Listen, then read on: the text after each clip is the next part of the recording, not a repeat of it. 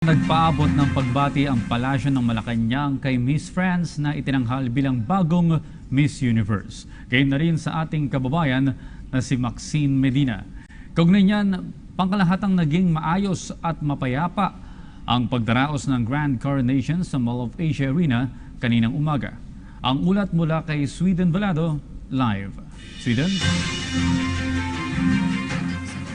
Pre-pageant activities at pag-iensayo ng mga kandidata nga nitong beauty pageant ay matagumpay na kinoronahan na ngayong araw sa Grand Coronation sa Miss France na si Iris Mitineri. Kaugnay niyan ay nagpaabot naman po ng pagbati ang palasyo ng Malacanang sa nagwaging kandidata na matagumpay na napabilib ang ating mga beauty pageant judge. Binati rin ng palasyo ang ating kandidatang si Maxine Medina na bagamat hindi nasungkit yung corona ay nakapasok naman sa top 6 at dahil dyan ay maituturing na isa pa rin niyang malaking karangalan para sa ating bansa.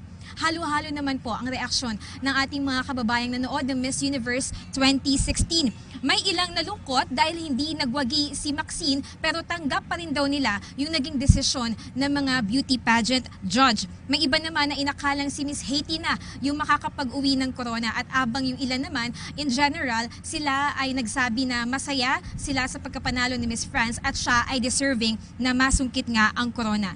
Samantala, Audrey, pagdating sa issue ng seguridad, halos nasa 2,000 kawani ng pinagsama-samang puwersa ng pambansang pulisya, militar, bomb squad at maging ng Philippine Coast Guard ang itinilaga para mapanatili ang seguridad sa loob at labas ng MOA Arena. Kanina nung magkaroon tayo ng pagkakataon na makapanayam si Presidential Legal Counsel Attorney Sal Panelo, sinabi niya na siya ay satisfied dahil sa matagumpay na pagdaraos ng Miss Universe 2016 dito sa ating bansa.